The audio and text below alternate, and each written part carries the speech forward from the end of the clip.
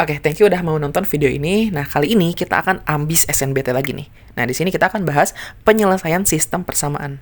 Di sini aku akan kasih beberapa soal terkait dengan sistem persamaan ya. Nanti kita akan bahas bareng-bareng.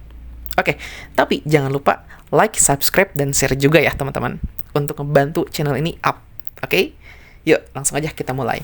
Let's go ke nomor 1. Oke, biar terasa belajarnya, jadi sebelum memulai pembahasan, coba setiap soalnya kalian pause dulu aja untuk coba kamu kerjain dulu. Nanti kalau udah selesai ngerjain, kamu tinggal klik tombol play lagi.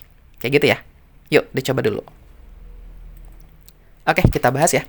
Untuk soal yang nomor 1 ini nih, perhatikan di sini kan ada sistem persamaan ya, ada 2 persamaan nih. Nah, kemudian dia itu memiliki penyelesaian 1,2. Maka penyelesaian lain dari sistem tersebut adalah berapa? Kayak gitu ya. Oke, di sini ada penyelesaian. Arti penyelesaian itu apa sih? Jadi, kalau ada penyelesaian 1,2, artinya apa? Artinya adalah ketika di sini X-nya 1 dan Y-nya 2 dimasukkan ke persamaan 1 maupun ke persamaan 2 itu harus memenuhi. Nah, berarti ketika kita masukkan nilai 1,2 ke persamaan 1 maupun ke persamaan 2, nanti kamu akan dapetin nilai A sama B-nya. Kayak gitu kan ya. Sehingga nanti kita akan bisa dapetin penyelesaian lainnya. Yaudah yuk, kita coba ke persamaan 1 aja ya, karena kan ini bentuknya linear kayak gitu ya. Coba ya, persamaan 1 kan negatif X ditambah AY sama dengan 1. Masukin nih nilai X-nya itu adalah 1, Y-nya adalah 2 ke sini. Nah, berarti negatif 1 ditambah 2A sama dengan 1. Kedua ruas kita tambahkan dengan 1, jadinya 2A tambah 2, kayak gitu ya. Jadi A-nya berapa? A-nya adalah 1.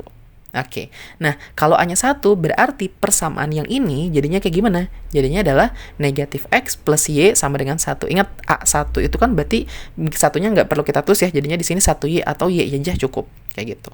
Oke, nah sekarang yang ditanyakan itu adalah penyelesaian lainnya dari sistem tersebut, kayak gitu kan ya. Oke, perhatiin deh. Nah, di sini kan tipe soalnya adalah pilihan ganda. Jadi, sebenarnya kamu tinggal cobain aja. Di sini perhatiin, ada opsi A, B, C. Semuanya di sini tuh nilai X-nya sama ketika X-nya adalah negatif 2. Kayak gitu kan ya. Ya udah, kalau kayak gitu kamu coba aja. Ketika X-nya negatif 2, cobain kemana? Ke persamaan yang udah kita dapetin, yaitu ke negatif X plus Y sama dengan 1. Ketika X-nya sama dengan negatif 2, bener gak Y-nya adalah negatif 1? Kalau benar, berarti jawabannya yang A. Kalau ternyata Y-nya adalah 1, ya berarti jawabannya yang B, dan seterusnya. Dicoba juga untuk yang D sama E, kayak gitu.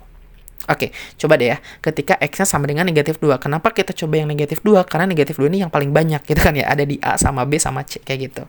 Oke, perhatiin ketika X-nya sama dengan negatif 2. Maka kita masukin di sini X-nya adalah negatif 2. Jadi di sini X-nya adalah negatif 2. Negatif dari negatif 2 ditambah Y sama dengan 1. Berarti min kali min kan plus ya. Jadi 2 ditambah Y sama dengan 1. Maka Y-nya berapa?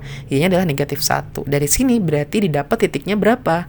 Berarti negatif 2, negatif 1. Ada nggak di opsi?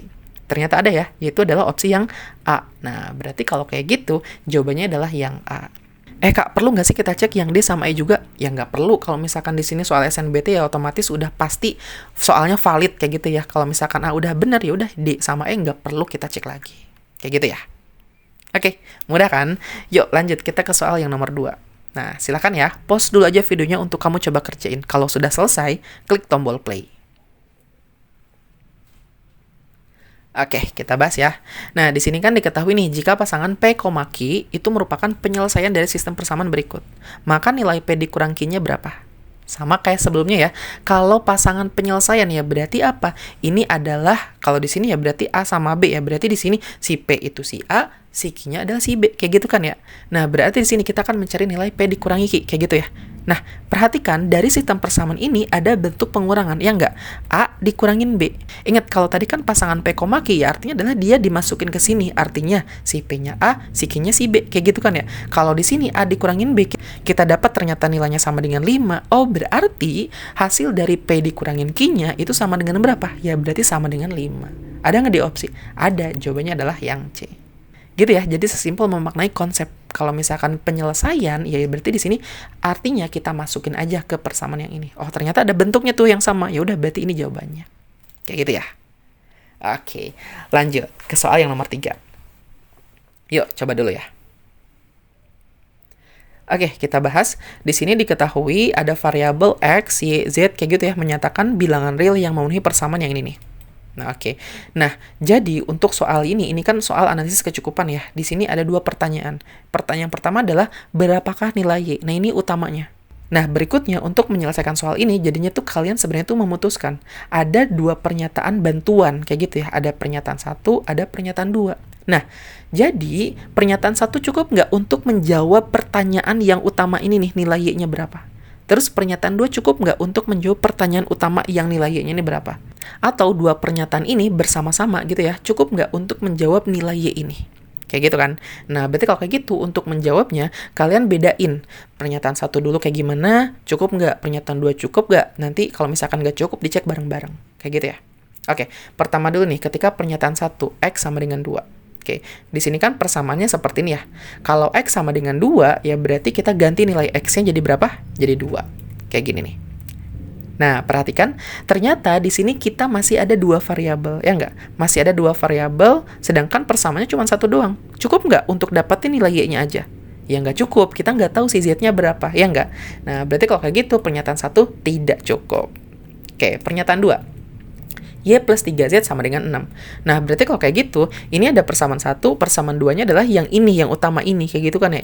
Nah, jadi kita sebenarnya punya dua persamaan, tapi ada 3 variabel. Cukup nggak untuk dapetin nilai Y-nya? Nah, ini secara logika nggak bakal cukup, kayak gitu kan ya. Nah, kalau mau memastikan, boleh deh. Misalkan kita coba eliminasi. Eliminasi siapa? Eliminasi dari si Z-nya ini nih, gitu kan ya. Oke, coba di sini kan ada 2Z, di sini 3Z. Berarti yang atas kita kali 3, yang bawah kita kali 2. Kalau misalkan kayak gini, berarti di sini yang pertama yang atas ini, kalau kita kalikan 3, jadinya gimana tuh? Jadinya 3X plus 9Y plus 6Z sama dengan 36. Kayak gitu ya. Kalau yang persamaan keduanya, itu jadinya seperti ini. Nah, kita kurangin ya, biar apa? Biar nanti si Z-nya hilang, kayak gitu ya. Z-nya dicoret, jadi bentuknya adalah 3X plus 7Y sama dengan 24. Nah, kan di sini ada dua variabel, padahal kan kita pengen si Y doang, ya nggak? Ya udah, berarti di sini tidak cukup.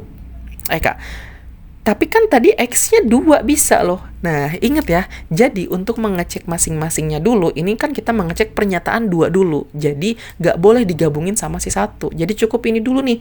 2 ini cukup nggak untuk menjawab? Oh, ternyata masih menghasilkan 2 variabel sama 1 persamaan ya, berarti ini tidak cukup. Nah, berarti kalau kayak gitu, kita gabungin nih bersama-sama pernyataan 1 dan pernyataan 2, kayak gitu. Nah, berarti menjawab yang tadi ya, kayak, oh, kita kan punya 3X plus 7Y nih sama dengan 24 dari hasil yang pernyataan 2. Nah, ini kita gabungin dengan yang pernyataan 1. Tadi pernyataan 1 itu X-nya sama dengan 2, gitu ya. Jadi, X yang di sini kita bisa ganti jadi 2. Berarti akan ketemu gak nilai Y-nya? Nah, ini kan ada persamaan 1 gitu ya, satu persamaan, dan cuman variabelnya Y aja. Kalau kamu nanti hitung, pindah-pindahin ruas, nanti akan ketemu nilai Y-nya, kayak gitu guys. Jadi, ini cukup gitu ya. Jadi, 1 dan 2 bersama-sama cukup untuk menjawab pertanyaan nilai Y-nya berapa. Kayak gitu ya. Nah, kalau mau dijabarin boleh nih. Jadinya ketemu hasilnya Y-nya sama dengan 18/7. Tapi ingat, ini adalah hanya mengecek apakah cukup atau tidak untuk menjawab pertanyaan ini. Kayak gitu ya. Jadi, kita nggak butuh sampai akhir nilai Y-nya berapa. Seperti itu. Oke? Jadi, jawabannya adalah yang C. 1 dan 2 bersama-sama cukup untuk menjawab pertanyaan nilai Y-nya berapa. Kayak gitu ya. Oke, gimana? Paham ya? Mudah? Oke, itulah soal-soal terkait dengan penyelesaian sistem persamaan. Again, jangan lupa ya teman-teman like, subscribe, dan share video ini. Oke? Terima kasih, sampai ketemu di video-video berikutnya.